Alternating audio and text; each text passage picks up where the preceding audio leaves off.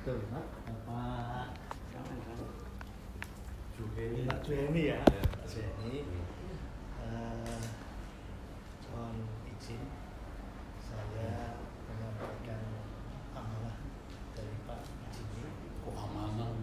Kebetulan beliau Ketua Komisi C DPRD. Pertama-tama marilah kita panjatkan puji syukur kehadiran Allah Subhanahu wa taala Tuhan Yang Maha Esa, karena berkat rahmat hidayah serta inayahnya sehingga alhamdulillah pada hari ini kita bisa ketemu bersilaturahim di IG Cinta ini. Kemudian saya tadi juga diminta oleh Pak Jimmy untuk mendampingi beliau terkait dengan kehadiran Bapak yang kebetulan ternyata dua anggota masih di masih di hotel ya, jadi rencananya memang 3 anggota dewan. Beliau ini akan berdiskusi terkait dengan tugas pokok dan fungsi dari Komisi Bidang Pembangunan. Komisi 4. Komisi 4, kalau di kami Komisi C. Ya. Karena hanya 4 komisi. Tetapi sebelum kita lanjutkan pertemuan diskusi kita, marilah kita berdoa menurut agama serta keyakinan kita masing-masing. Berdoa kita mulai. Terima kasih.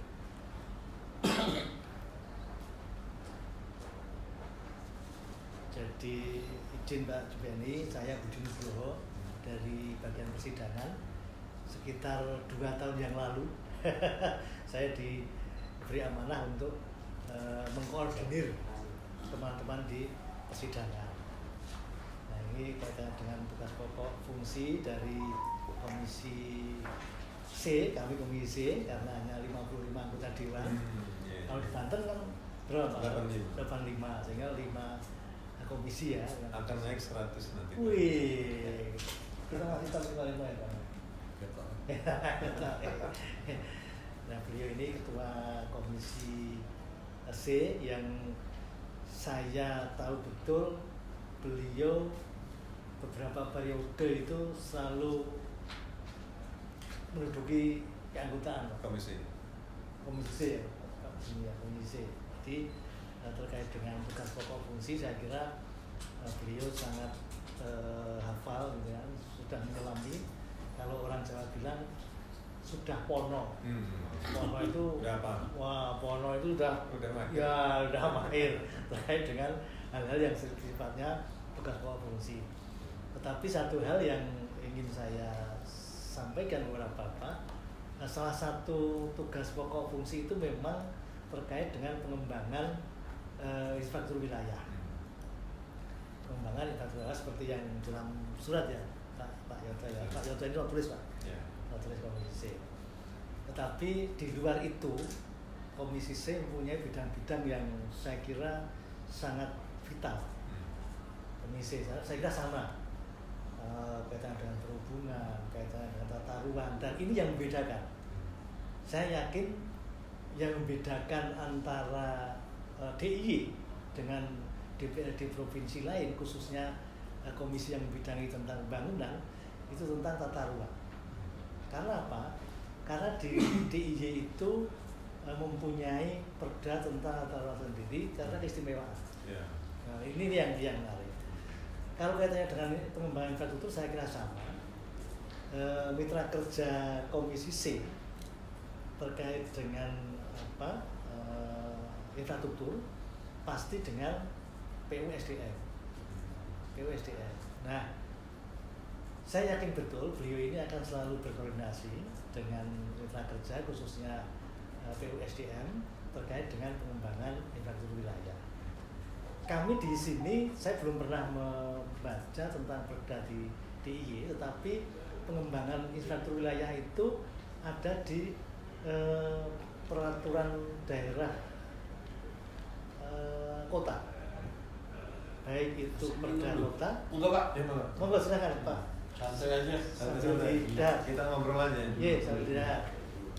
Nah, sebelum berdiskusi dengan beliau, saya menyampaikan segala sesuatunya. Kalau di PUSDM Pak, pengembangan infrastruktur wilayah itu setahu saya, kalau saya salah nanti dibetulkan karena beliau ini penulis senior juga nih. Pengembangan infrastruktur wilayah itu akan dikategorikan menjadi 3 bagian. Saya tidak tahu kalau di Banten. Kalau di PU SDM khususnya di DIY pada umumnya itu menjadi 3 bagian. Karena apa? Karena di dalam bidang-bidang di PU SDM itu ada 3 juga. Saya kira akan sama, Bina Marga, Cipta Karya, dan apa itu istilahnya? UPT Sungai Mas, air dan sungai itu Pak. Sehingga pengembangan infrastruktur wilayah terkait dengan jalan dan jembatan itu pasti menjadi tugas pokok fungsi dari bidang Bina Marga. Nah ini sangat banyak sekali.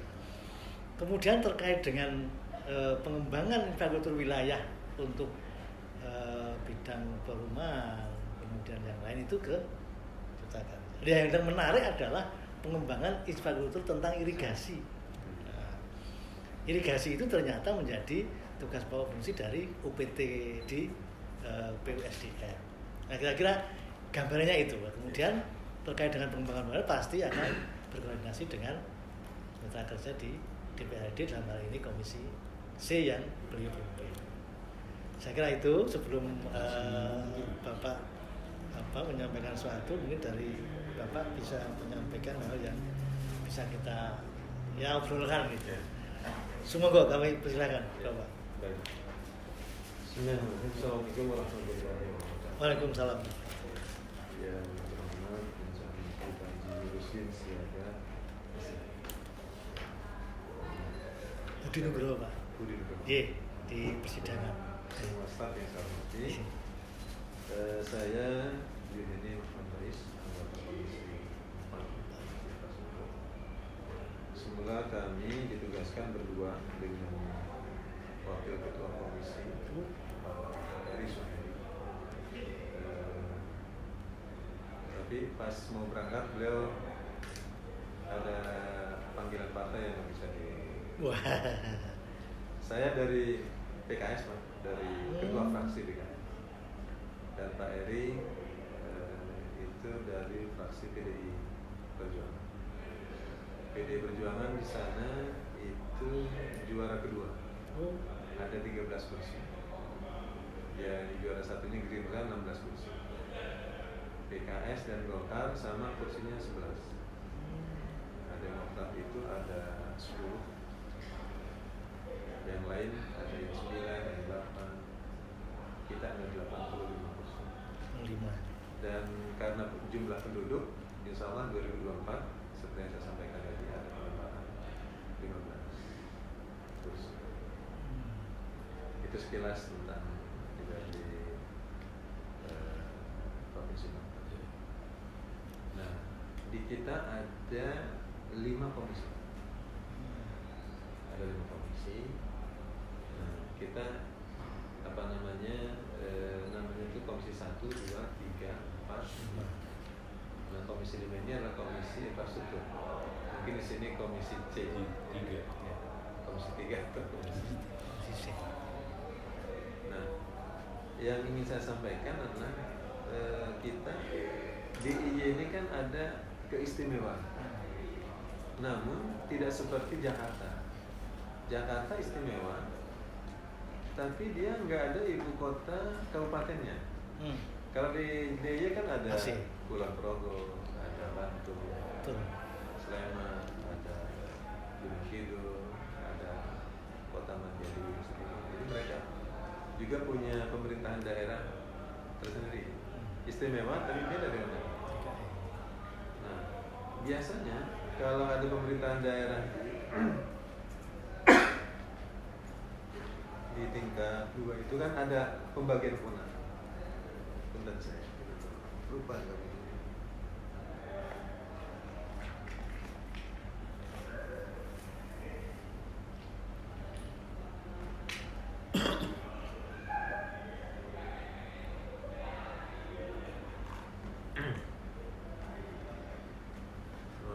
Jadi Kalau masyarakat mah kita datang tuh nggak tahu kita provinsi, kita Iya.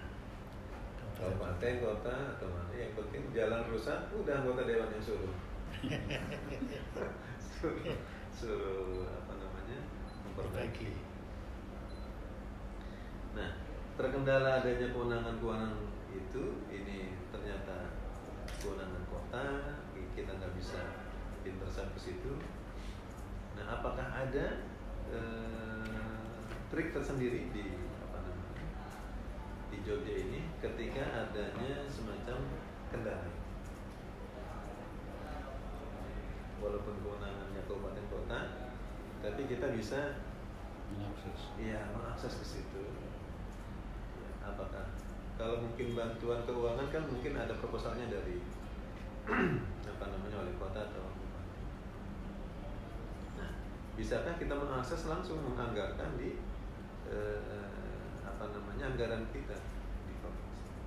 Itu mungkin yang apa namanya masih kita apa namanya perdana. Nah, ini kita beberapa tahun ini kita sudah mulai masuk ke situ dengan kita koordinasi dengan wali kota, sehingga wali kota membuat surat gitu, ke gubernur permohonan ini sehingga kita masuk ke situ.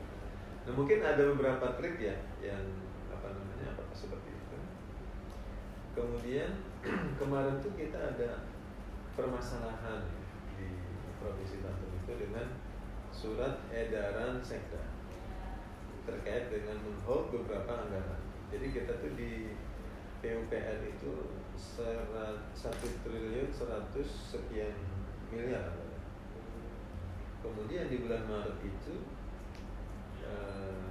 yang seharusnya anggaran itu sudah dilaksanakan, ada surat edaran dari Sekda bahwa anggaran di PUPR itu ada 126 miliar di apa namanya di hold. Sehingga terjadilah kericuhan-kericuhan. Nah, adakah di provinsi DIY ini peristiwa-peristiwa seperti itu sehingga menghalang apa namanya laju kegiatan para OPD mau protes nggak berani, disuruh juga nggak bisa karena ada surat edaran. Sehingga akhirnya sampai sekarang ini pembangunan kita prosesnya hampir belum bergerak. Ketika kami evaluasi OPD-OPD tersebut belum ada kegiatan. Ya, mungkin gimana dengan apa namanya kegiatan OPD di sini, pembangunan sudah mungkin sudah melakukan evaluasi ke terhadap OPD itu berapa persen kira-kira yang sudah. Saya kira itu barangkali Pak apa namanya. Terima kasih Pak Jini, saya ketemu dengan senior. Kalau ketemu dengan Pak Eri satu apa namanya satu masa. Satu banteng. Iya, banteng. Saya dari Kota Serang, Pak Eri ini dari Kabupaten Pandeglang. Beliau pernah ketua PDIP. Tapi saya terhubung dengan beliau itu karena apa namanya ponakan dia dengan ponakan saya menikah. Oh, di besanan ya. Jadi KS dengan PDI biasa. Oke, jadi terima kasih Pak. Jadi pertama saya ucapkan selamat datang ya. Jadi saya juga kaget kok Piamba kok sendiri gitu loh ya. Saya kira tadi kalau datang ke saudara mesra apa sendiri juga berani. Tapi nggak apa-apa lah. Karena saya periode pertama sering ke Banten. Oh iya. 2009 ya. Sampai 2014 kami sering. Nah, tapi setelah periode kedua 11 ya. Jadi selamat datang Mas. Ya. Jadi kami di Komisi C tadi sekilas Pak Budi udah nyampaikan. Jadi Komisi C ini jumlahnya 13 orang. Tambah juga koordinator. Koordinatornya dari Gerindra sama PAN ya. Kalau pimpinannya saya sendiri ketua, wakilnya Golkar, sekretarisnya PKS.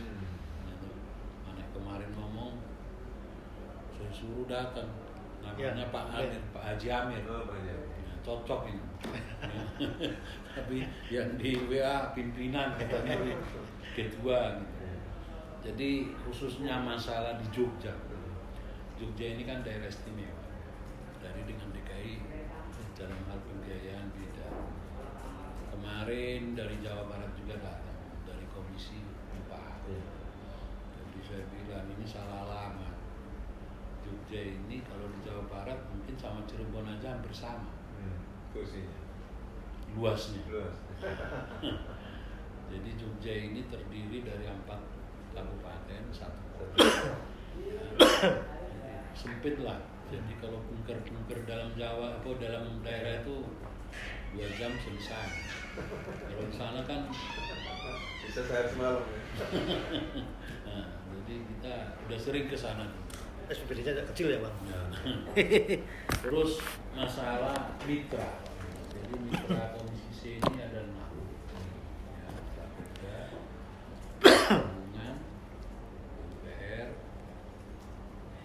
Tata Ruang, Dinas Lingkungan. Terus Biro Infrastruktur. Khususnya masalah infrastruktur. Jogja ini kan sempit Mas. Ya, kemarin juga Jawa Barat juga kagum. Kok jalan-jalannya bagus ya gitu. Itu kan katanya teman-teman dari Bandung.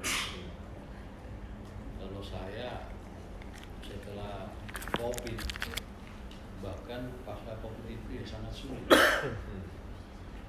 Jadi anggaran untuk pembangunan jalan di Jogja ini ada 3 sumber. Pertama DAK, 2 APBD, ketiga dana IS. Dana Islam. Jadi Oh, istimewa. Dana istimewa. Ya, itu juga fokus kebudayaan. Baru akhir-akhir ini melalui Perda atau Pergub kita coba untuk pemeliharaan. Jadi teknisnya di lapangan ya. Provinsi ini hanya mengurusi jalan provinsi. Jadi Bina Marga ya mungkin lampunya dari Perhubungan. Nah, DAK juga gitu. Bisa kabupaten, bisa jalan provinsi. Terus kalau dana IS fokusnya ya paling jalan lingkungan. Ya. Kenapa kelihatan indah dan bagus Jogja ini?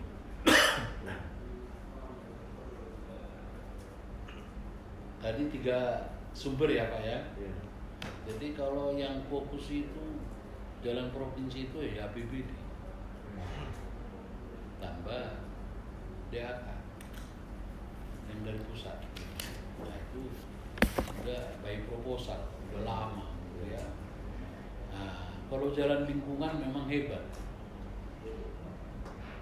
Itu lewat pokir semua. Oh gitu. Pokir anggota. Apalagi anggota Komisi C. Lebih banyak. Bukan mitranya toh. Nah, ini hanya itu. Jadi semua punya aturan. Jalan provinsi di Jogja ini kalau nggak salah 760 kilo. 760 kilo itu pemeliharaannya hanya sedikit. Kurang lebih 20 miliar per tahun. APBD-nya berapa? APBD-nya hampir 6 lah. 600 miliar. Nah, 6 triliun. Oh, 6 triliun. APBD. Ya. 6T ya? Mungkin Banten itu termasuk di atas Jogja. Nah, tambah dana IS 1,4 triliun. Jadi kalau dirata ya kira-kira 7,4. Dan ini khusus jalan sangat memprihatinkan sebetulnya. Jadi karena saya ya sering saya undang wartawan. Ya, yang penting jangan kayak Lampung lah ya. Kalau di sini udah ada isu Gibran mau bantu peningkatan jalan, itu Jogja. wacana. Mungkin saking masyarakat udah jengkel. Pak Gibran itu, anaknya Pak Jokowi, wali kota Sulu. Ya udah kita lapor ke Gibran gitu. Jadi itu. Nah, tadi saya bilang jalan provinsi itu mutlak wewenang PU provinsi. Ceki Bina Marga. Ini selalu kita dorong. Jadi kalau untuk pemeliharaan, karena jalan ini Jogja ini kan termasuk yang paling top itu kan wisata. Gunung Kidul, Sleman, Kulon Progo, hampir 4 kabupaten ini tujuan wisata. Makanya jalannya kita perjuangkan. Kalau jalan lingkungan ini berapa enggak? Kalau jalan lingkungan rata-rata per titik ya 200 juta. Kalau ya dari perencanaan itu 500 meter aspal. Itu yang banyak sekali. Bukan paving. Bukan paving, aspal. Aspal. Ada juga yang corblok. Sesuai permintaan warga. Itu yang membuat sini tuh kalau kita masuk ke desa-desa jalannya lumayan. Kemarin pimpinan dari Jawa Barat itu kok kami kemarin ke sana ke sini kok jalannya mulus-mulus. Iya, bagus. Bukan hanya bagus tapi rapi juga gitu. Kan ada juga jalan bagus nggak rapi ya. Ini sering kita sorot. Mungkin budaya masyarakatnya kali. Ya budaya. Jadi orang Jogja ini saya selalu tugas ngomong di komisi. Ketepatan saya mulai dari awal sampai mau purna besok itu tetap pimpinan. Jadi saya paham. Ya. Jadi saya sebagai ketua komisi selalu menyampaikan kepada masyarakat, bukan hanya dapil saya, semua silakan. Kalau ada kerusakan ini, makanya kelabaan. Kemarin sebetulnya sebelum COVID saya udah berusaha mengajukan peningkatan jalan. Kalau udah jalan provinsi 25 tahun nggak pernah ditingkatkan kan udah bahaya. Contoh jalan Kaliurang, apalagi dilewati tambang galian C. Itu kan ada aturan, perhubungan juga nggak bisa berpindah. Itu kan 8 ton per aturannya ya. Aturannya harus. Tapi yang lewat 16 ton, bahkan 24 ton. Jadi jalan Kaliurang itu di samping jalur besok nggak bisa nyetor, karena yang jalannya jenderal. Nah itu Pak. Jadi kemungkinan hampir sama kita. Ya. Jadi kalau tadi Bapak bilang kita bisa nggak berusaha dari provinsi? Kalau untuk jalan provinsi nggak bisa. Jalan kabupaten ke provinsi bisa, lewat BKK. Bantuan keuangan. Itu makanya lumayan. Tahun ini aja 2023 hanya 1 jalur. Yang saya ajukan itu hampir tiap kabupaten. Coba. Tiap kabupaten berapa bantuan keuangannya dari Jogja ke kabupaten? Oh banyak. Tapi kan bukan hanya jalan, bukan banyak itu irigasi, jembatan dan KM juga ada. Jadi memang saya sampai bilang ini jalan provinsi udah mulai berat, perlu ditata. Coba Gunung Kidul, Pantai Selatan itu kan daerah wisata kan. Dari sini lebar. Nanti kalau sampai Kota Wonosari makin ke sana makin kecil. Luasnya 3,5 meter kok jalan provinsi. Itu kan harusnya 7 meter. Ya, harusnya. Bahkan ada teman saya anggota dewan sampai meninggal loh, dari Nasdem. Namanya Pak Parjo. Di kecamatan dia itu jalan provinsi hanya 3,5 meter. Jadi kalau ketemu bis sama bis ganti dulu. Mandek. Makanya macet di sana. Sampai ke Jalan Wonosari, Yogyakarta. Yang mandek kok di sana. Dari standar jalan aja udah salah. Nah, kenapa dikasih surat dari gubernur kok statusnya jalan provinsi? Standar lebaran. Udah layak katanya gitu. Tapi kok nggak diikuti dengan peningkatan. Nah ini banyaknya salahnya. Jadi dari 760 kilo hampir 30% rusak. Saya bilang sama teman-teman dari Bandung kemarin, karena orang itu lengkap.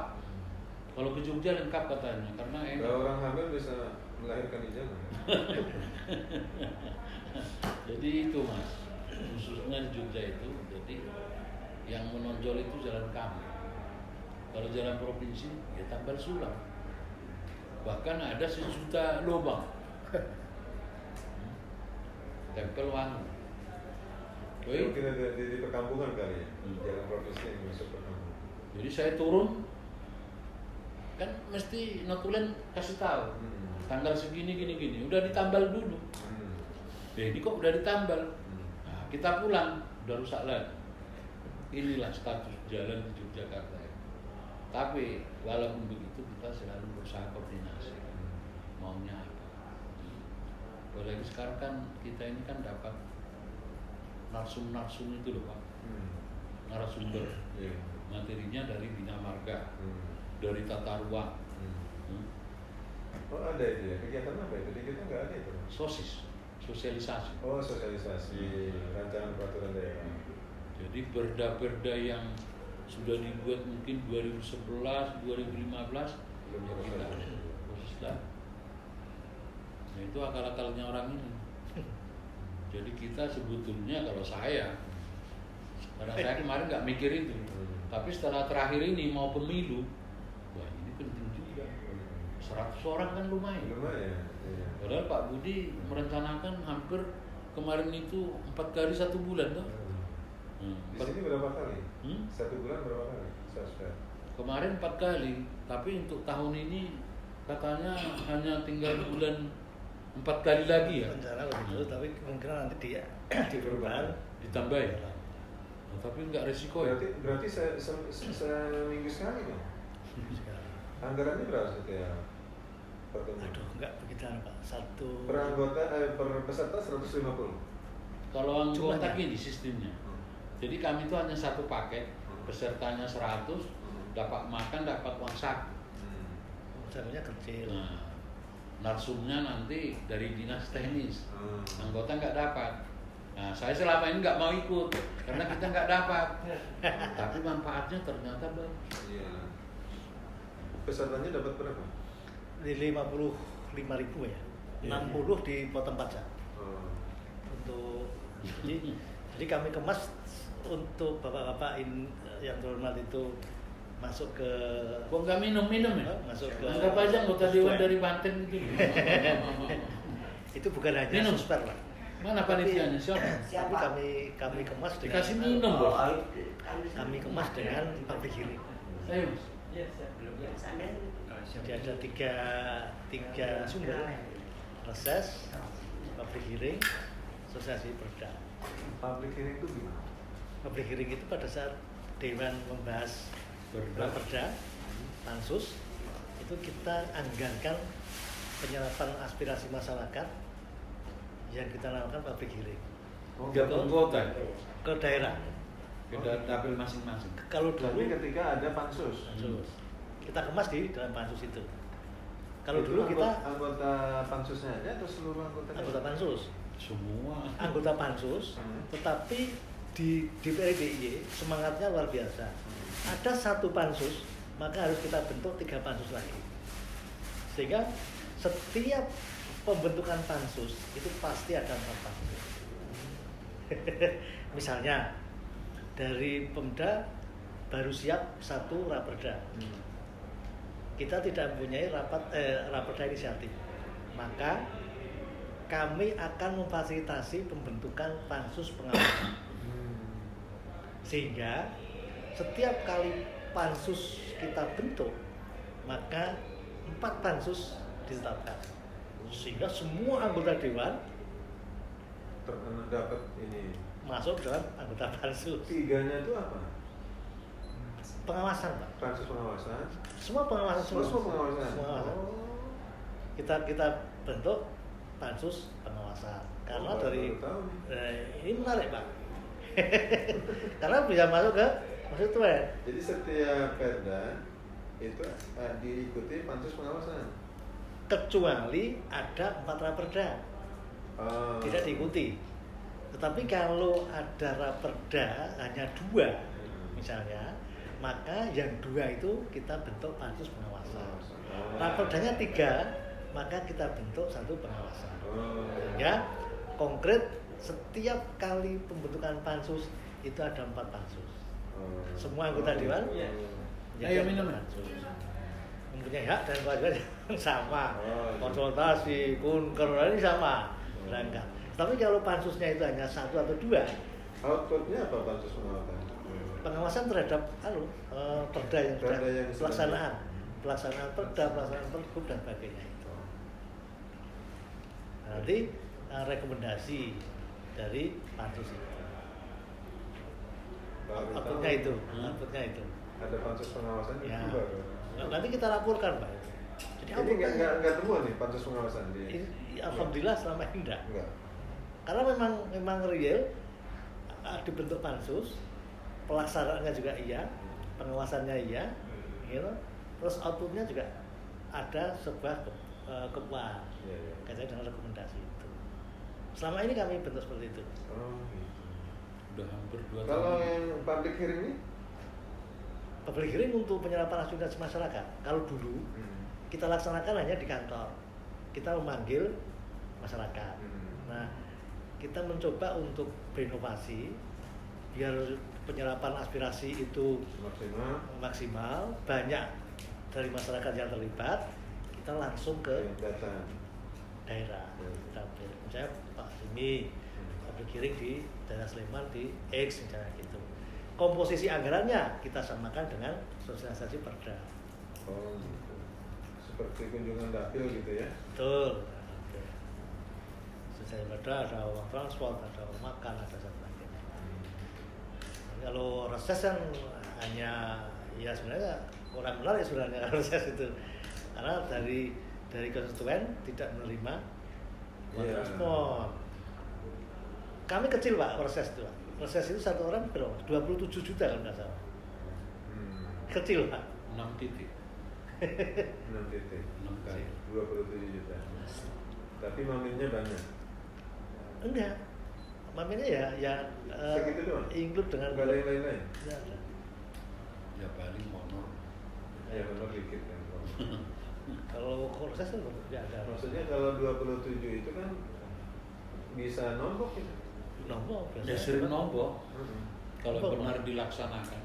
Makanya reses itu sebenarnya ya untuk apa ibu anggota dewan kurang karena itu amanah perundang-undangan. Sebelum undang-undang pemda yang baru itu tidak wajib Pak. Tapi kalau sekarang saya pahami di dalam penjelasan undang-undang 23 itu setiap anggota dewan wajib melaksanakan penyerapan anggaran dikemas dalam. Tapi kalau di DKI Banten resesnya semangat Pak. Berapa kali Semangat. Resesnya sih sama 3 kali. Tunjangannya yang besar. Maminnya yang gede. Nah sebenarnya bisa Pak. Mamanya di apa? Bisa Pak. Satu. Nah kita tunjangan resesnya hanya 17 juta. Terus ini 14 Pak. 8 titik. Mamanya yang di apa kan? Betul. Yang digedein. Betul. Dengan pesertanya kalau nggak salah 300. Kalau sini dulu pernah 150 Pak. Kalau bisa sesuai sama belum? Bisa 200 apa ya kalau intinya lumayan lah. Jadi kita menantikan kapan nih reses gitu. Di sini reses itu pamennya berapa Mas? Ya toh ya. Untuk makan kayaknya hanya sekitar 16 gitu. 16.000 Pak. Anggaran mamin itu 50. Jadi kita tuh malam itu sekitar 75.000 untuk semek dan makan. 75.000 itu dikali 200 misalnya. Nah, dikali 8 titik. Kalau di sini reses ya karena tunjangannya itu ya. Nah kalau tunjangan reses kan untuk modal reses. Iya. Untuk kita berkunjung itu kan Betul. perlu apakah transport atau apa? Kalau reses itu banyak yang lombok. Kalau di sini ada juga Pak, anggota dewan itu diminta untuk menjadi narasumber. Nah, itu juga banyak. Narasumber. Sudah Yang dari instansi terkait kan. Ya, itu dapat honor.